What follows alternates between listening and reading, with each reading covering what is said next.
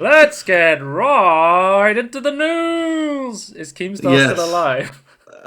uh, I feel like he might have died to COVID. I don't want to check. So Okay, that's guys. my head canon. I remember. I think it's one of the first episodes of the podcast, like episode 1 to 4.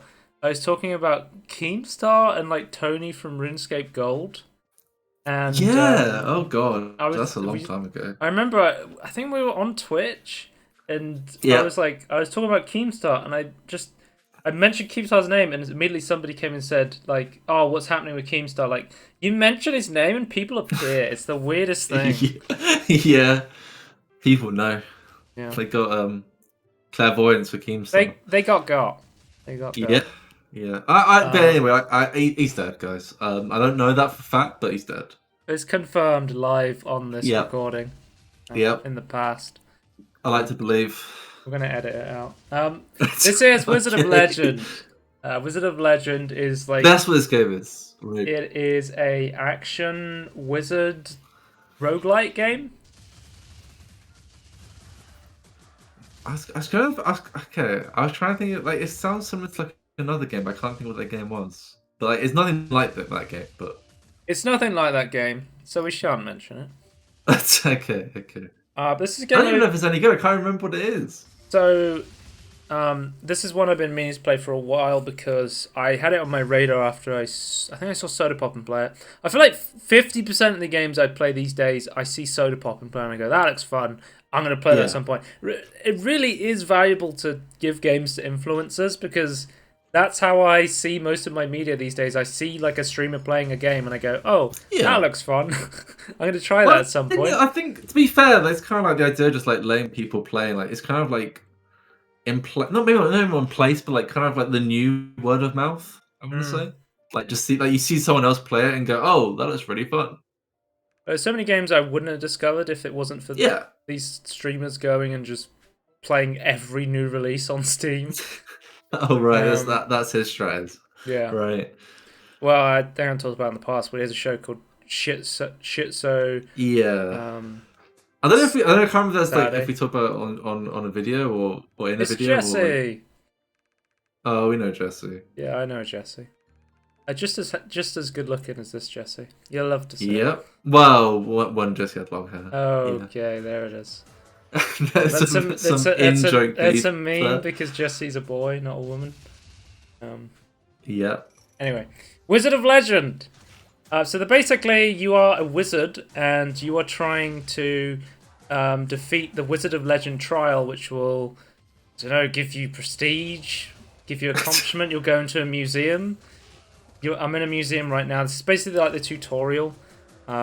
There's some story stuff in the museum. I was skipping all. I was like, I don't care. I just want to play the combat of this game because that's the fun Yeah. part. The story is weird in this, from what I saw. Like, Yeah. I feel like it's kind of self-defeating. Like, It's sort of like it's sort of like the Pokemon League for wizards. Yeah, They just but put with less prestige, in my opinion. I don't know. they just sort of put you in a dungeon and they go, you've got to defeat the teachers, and then if you get to the end, you get a gold star. Yeah, imagine if Pokemon was only story-wise was only like defeat the Elite Four, but like in like a roguelike way. But I feel like story-wise, that's less. I was reading something today. This is a tangent, but I was reading something today. Apparently, Tangerine. Pokemon Nintendo co-owns Pokemon, but they don't own Game Freak. Game Freak is its own separate company. Oh yeah, yeah. So the way it works is Game Freak and Nintendo co-own Pokemon, but then like the gaming rights or something. who owns what is like I don't fucking know. Because they don't own like the anime like series, right? They don't like get anything from that Nintendo. So the basic mechanics of this is you'll have a basic attack which you can change. You unlock new things. You'll have a dash, and you have like a special arcana, and then you have like an ultimate ability called your signature ability. But if you look at the blue bar below my health bar, as you attack things, that builds up your signature. And the basic mechanics is you want to build up your signature for like a super signature that has like a bonus effect. And that's sort of the general gameplay of this game. And Yeah, there's the thing I like about this game is it pretty much goes, here's the game. You can build this however the fuck you want. So I immediately got some spells, and I found that there was a spell that lets you summon a bunch of dancing cactuses in like a ballet outfit and like a tuxedo. It was very like Final Fantasy-esque, I would say, in the way they looked. And I was like, oh, this ability looks really dumb. I'm gonna make a build entirely around it called Cactus Build. And I think I ended up beating. Cactus. I ended up beating the game just having fun making my own like little cactus build. Yeah, so they're fun synergies. So you're trying to earn. So you earn gold, which you spend in the run to buy new relics to stack on top of what you got to try and get the run. But for the permanently unlockables, you need these things called Chaos Gems, and Chaos Gems will let you purchase stuff to take in before you go into the dungeon. So that's the roguelite element part where you can unlock stuff. That's the progression element to the roguelite. So you get to take in one relic at the start, which you can change by buying new relics. You get different cloaks. Your base cloak doesn't do anything, but there's certain cloaks. There's a yellow cloak that increases your crit, and there's like a cloak, like I think it's a white cloak that gives you increased like gold and chaos gems, which is quite good for farming. Okay. So you have a lot of options like to be able to like mix and match and like try and get like you can mix and match stats. Like quite a strong build is to try and get the you'd go for an early white cloak because you want to try and farm chaos gems to cycle through unlocks. And because you won't immediately be able to unlock the cloak you want, you're going to have to buy like a bunch of other cloaks in order for it to change the shop. And that makes sense. But a strong like build once you get the white cloak is then go for the yellow cloak, which increases your crit chance and your crit damage, and then you pair it with the vampire glasses relic, which means every time you crit you heal, which is like a really strong combo. Yeah, because like things like carry over between you dying with it, or do they not? Only chaos gems do. Okay. Yeah, so like So anything you unlock, so you want like farm, like the anything you unlock, anything you unlock here, you permanently unlock before you go in. But anything you buy in the dungeon, you lose. There is a special like banker unit where you can bank a bunch of your stuff in order to take it out and then use it next time, sort of thing. But that's like a special spawn sort of thing. It's not like a guaranteed thing. So I'm just saying like you can make like a build to like help you in the future, and then like you switch out of that to like something you can actually like you've actually got unlocked later. Yeah. Okay. I say with this game, I think it starts off very hard in the beginning, but the game's not like particularly long in terms of like the level length. Like there's.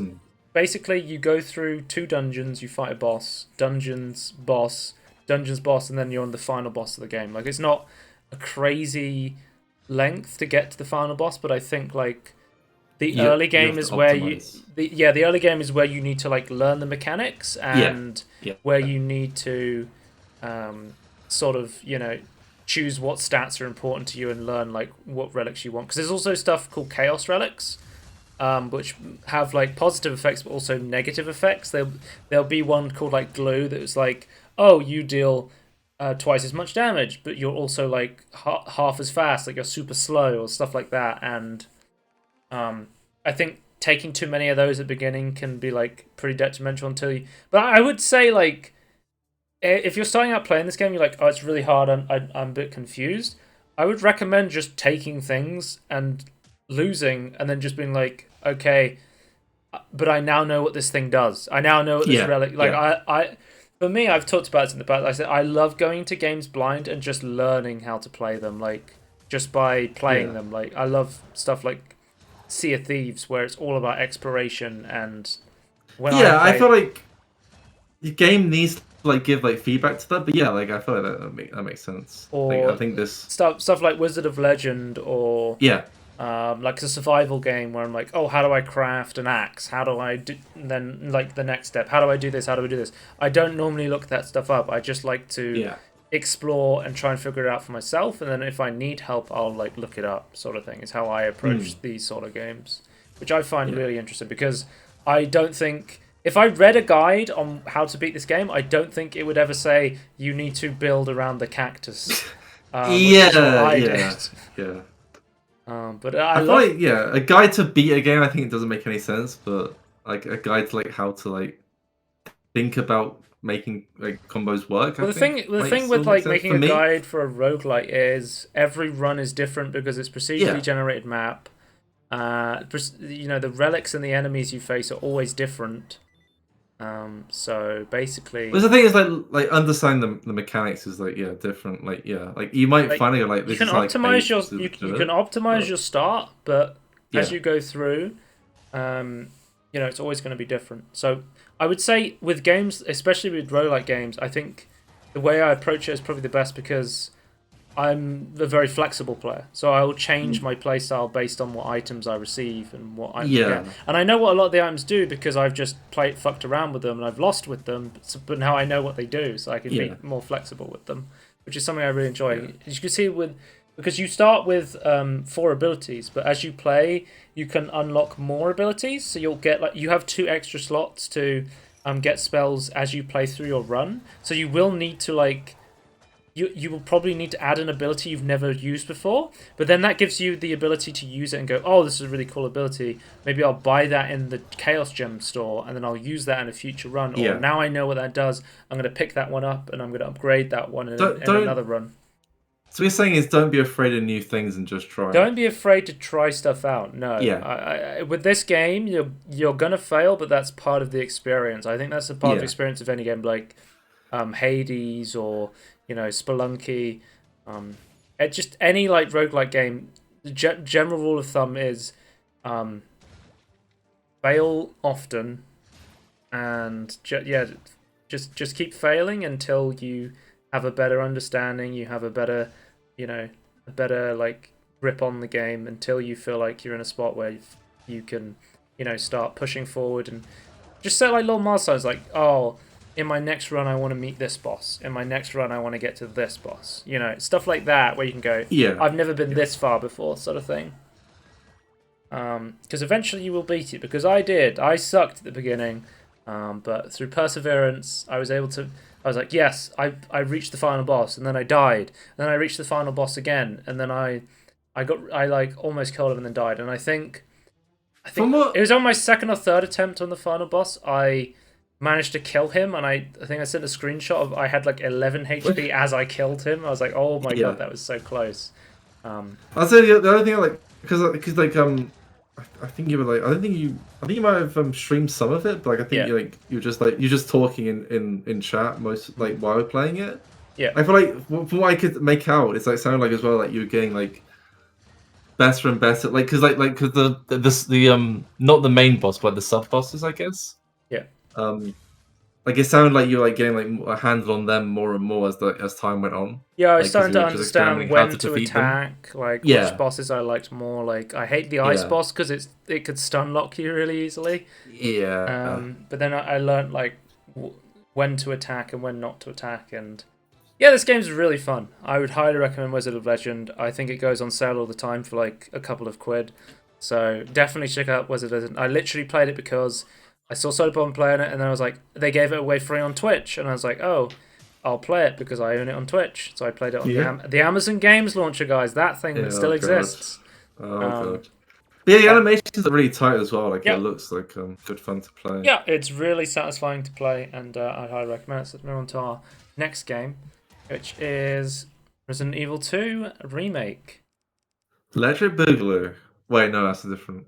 So you know some of my history with Resident Evil in the podcast. I have played Resident Evil 5 with my friend Vietnam Wave. Played Resident Evil 6, unfortunately, with Resident Evil Wave. And I don't know why. Wait, you completed that as well? I don't understand. Yes, I completed 5. Why? 6, and I've played the demos for 2, 3... 7 and 8 remakes. Like I don't I don't rate like 5 that high, but I can look at it and go, yeah, I can see like having fun with it, especially There's no in fun to co-op. be had in Resident Evil 6, that's for sure. Yeah, I yeah. will say Resident Evil 2 has the better Ada 1 campaign, but I'll get to that when we get to that. Okay. That's not surprising to me, but yeah. I feel like this is from what I've seen of this looks absolutely fantastic. Yes, so this The entire immediately, game. as you can see from the game is fucking gorgeous. I thought about installing the VR mod and playing it through with that, and I was like, you know what? That's probably not the best idea because I played Half-Life 1 recently and I installed the VR mod for that, and I was like, oh, okay, I'm definitely not be able to play the entirety of Half-Life, the original Half-Life 1 in VR with Yeah. the VR Also, mod. would you want to have played Half-Life 1 in VR first? Like I feel like maybe you're playing the like If I think it's an OG interesting original game. experience to Yeah. like experience a game for the first time in VR if the VR is a good experience. Okay, Um, okay, I can see that. I still think there's like maybe I don't know. For me, I think I'd want to play the game as intended first, hmm. and then VR. But that's just me. But yeah, like this game came out in 2019, and I was just like gobsmacked how gorgeous this game looks. Like it's genuinely like a really really good looking Resident Evil game. So or just a game in general. Like I love the weather effects Yeah, and the. I think Capcom did a fantastic job with these remakes. They kept the original spirit of the Resident Evil games while yeah. I can't also remember. like improving the like gameplay and the quality of life improvements that come from the years of gameplay Yeah, knowledge because that I we have don't now. think the original played like this whatsoever. I think There is a the mode where ideas are there, but there's a mode where you can play like more hardcore, like similar to how it would be, where yeah, because I played on like normal, and I also but because I played Leon's campaign through, and then I also played through Claire's campaign as well on second run mode. That's a really cool feature. So there's a specific thing called second run mode where they change. So both campaigns, um, most of it is the same, but then there's like certain parts where you go to different areas and it's different. But in the parts where it's the same, it changes the puzzles from the first run in order to be different. So you don't just like immediately blitz through them, and like certain things are moved around in second run mode, so they're different for you when you play through the game again, which I thought was a really nice touch. hmm, I think the game is yeah, also slightly harder in second run mode. Like in the first run mode, you will see Mr. X like chase after you for a little bit, but in the second run mode, you're constantly being pursued by Mr. X, and you have to like keep avoiding him. But then again, in the harder game mode, it would be more like the original, like in the hardcore mode, where you have to get physical ink ribbons and then use the physical ink ribbons to save the game. Whereas one of the quality of life features they did was you can just save the game at any typewriter at any time instead of having to use the physical ink ribbons that you used to have to use. yeah, Which I think is a nice feature. Um, yeah. Yeah, it's always Still good. got like the Tetris block design of fitting things. It's not an attaché case, but you still have to physically fit items into a space sort of thing, Yeah, which I like. it's not the best system, but it's very good. So for someone who's never played Resident Evil 2, the original, but has played the remake, I gotta say, Resident Evil 2 remake is really fucking good. Um, Yeah, and from what I've heard, it is a faithful recreation of what the Resident Evil 2 um, would be like if they remade it today. So it's really cool to yeah. see. I've heard. Yeah, it kind of. I think this game kind of like reinvitalized. Like, oh my god, they're gonna like remake like this Resident Evil game and make it better, sort of. And yeah, I think the hype for like other Resident Evil games will kind of increased because of this game. Yeah, I can agree to that. Um, I think I like think a lot of because people like this game. seeing them go the direction of the first person. I was talking to my friend. I think it was Vietnam Wave, and he was saying like after playing like the first person Resident Evil games like 7 and 8, he thinks it'd be hard to go back to third person after playing the first person because that's the direction they've gone in. But I Yeah, someone who's played a bit of the first person ones and has gone back to the third person. Resident Evil's definitely still good in third person. Like it is yeah. really, really, really I fun. think it's I think good in both, right? if they went in that direction again, in third person again, I think would be a good direction as well. Yeah. Why is she wearing sunglasses indoors? What the fuck? I say to Wong, Wait, she at always nighttime. wearing sunglasses. What the hell? Badass motherfucker. Working for the FBI. I don't know about that. That's kind of a sin in my eyes. Go directly to hell. Do not pass go. Sometimes I'm like, I would like to play Resident Evil 1 remake, but I just can't bring myself to like play with the tank control CCTV cam. Yeah. There's something like terrifying about like having no control over your character. Like you're watching it through a CCTV camera and it's hard to control. It's like, oh shit, there's a zombie about to get me. I'm trying to run away. Yeah. The idea is like you have like less control, so like it's harder to like fight enemies, and it's like, okay, well that's like the concept. But I feel like if you go too far, then you just make it annoying. I do, yeah. I think I'm with you. As like, yeah, I don't want to play that. Well, I would like to see like a Resident Evil 1 remaster of the style of 2 and 3. I think that would be interesting to see because we just had the Resident Evil 4 remake in VR, so I don't know if they're going to, do a remaster level to that. Although I think that was a third-party company. Well, yeah, I've heard rumors that they are actually working on 4, so I don't know. Because I would like to see it, but I'm kind of a sucker for this type of game, so. Yeah, I did play because I put the demo for Resident Evil 3, but I've heard that people saying like it wasn't as good as Resident Evil 2, so I'm sort of like I've heard two minds about playing 3. Like, I'm definitely gonna play people still it. liked it. I just think it wasn't as good as what I've heard. Right. And obviously we've had like Resident Evil Village, right? Where it's like the first person games. I think I put about 20 hours into so. You complete the game. Well, you complete the game as either Claire or Leon. I think I played through Leon as my first one, and it's sort of like, this is interesting because I was talking about how the Half-Life 1 expansions are really interesting because you get to see the same day from a different perspective. But I think Resident Evil 2 does that as well, which I think is like an underexplored mechanic in a lot of games. Yeah, I do. Ooh. You get to like at the sewer sections. You get to play a completely different character. So for Leon's campaign, you get to play as Ada, and then for Claire's campaign, you get to play as Sherry Birkin, which is not as cool as fucking Ada, but you do get to run around as a little girl in an orphanage running away from a giant fat guy. So there's that. Yeah. I think both campaigns have their merits. Like there's some parts of Leon campaign where I'm like, oh, this is really cool, and there's some parts of Claire's campaign where I'm like, oh, this is really cool as well. And I do think it is worth playing both, especially on second run mode, because of the fact that you get to unlock the true ending, and you also get to unlock fourth survivor mode, which is something I will go into once I've done talking about this. What are you going to say, Tony? I was going to say, I think it's 100% like you're going to want to play both. Like it's in the originals as well, right? Where like you'd play from both sides. I was under the impression that both campaigns would be like completely different stories, but I would say like a lot, like 70 to 80% of the campaign is the same sort of thing. Okay. So I feel like when you play the second run, you will go through. It will be a lot quicker the second run through because you've done most of it and you know where you're going. But I almost feel like there's a positive where you're like, okay, I know what items I want. I know like where I'm going. But then again, you have if you're playing on second run mode, which I recommend, you will have different puzzles, and it will be slightly harder as well, which is quite nice.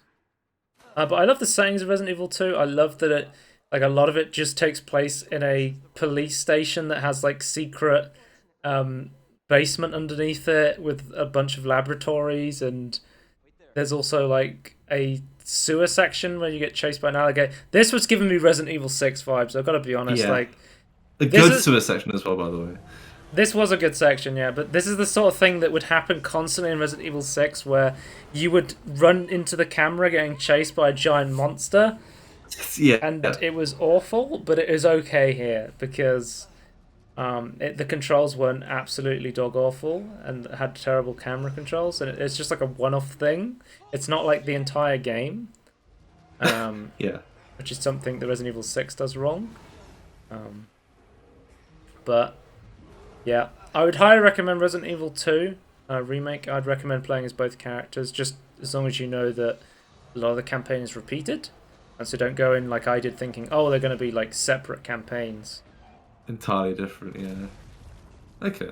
But I thought, yeah, I sort of like But the there is still perspectives and like the story is still worth it. there is like entire parts of the police station you never go in as Leon, but you will go in um as Claire, which is like a really cool experience. Yeah. Which I do think completes like the game, so I would recommend doing it if you are. And of course, you can unlock.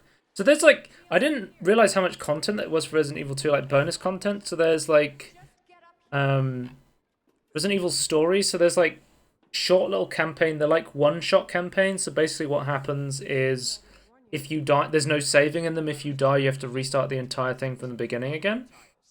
But you get Right. to play as like I think the mayor or police chief, whoever is like his estranged daughter. You play as her, and you get this little story about your day in Raccoon City, and then there's one about what was the other one? I'm trying to remember what the other story was.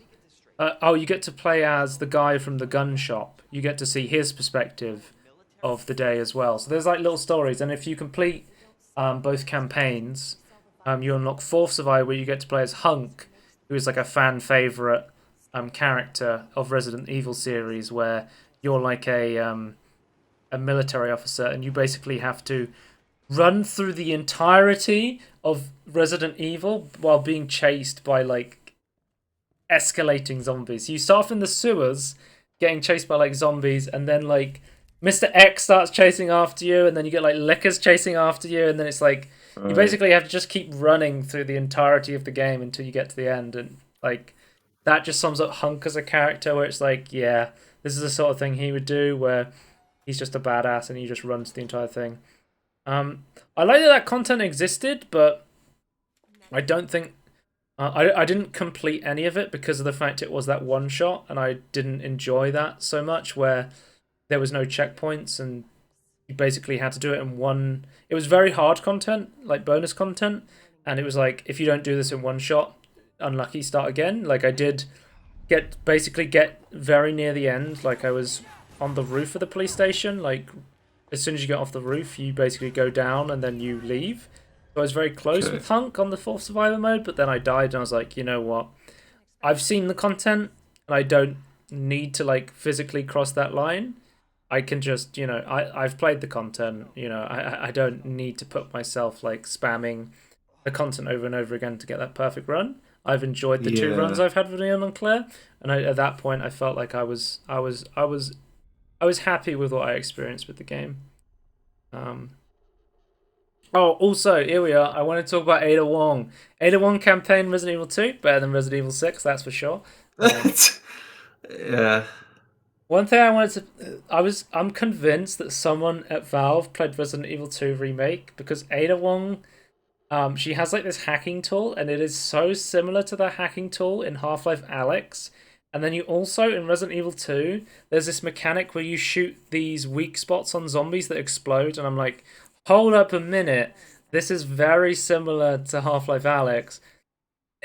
I feel like at least someone played it and was inspired by like the mechanics of this in over at Valve.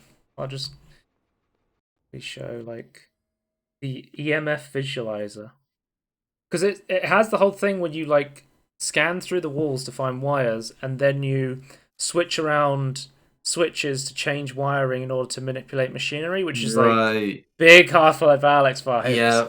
Yeah, that is very similar.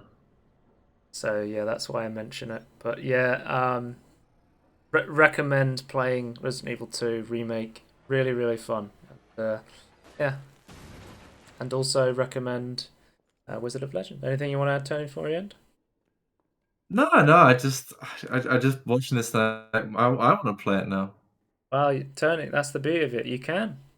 Yeah, I own the game. Yeah. There it is. All right. I could play it any point. We'll see you next time. Goodbye. Bye.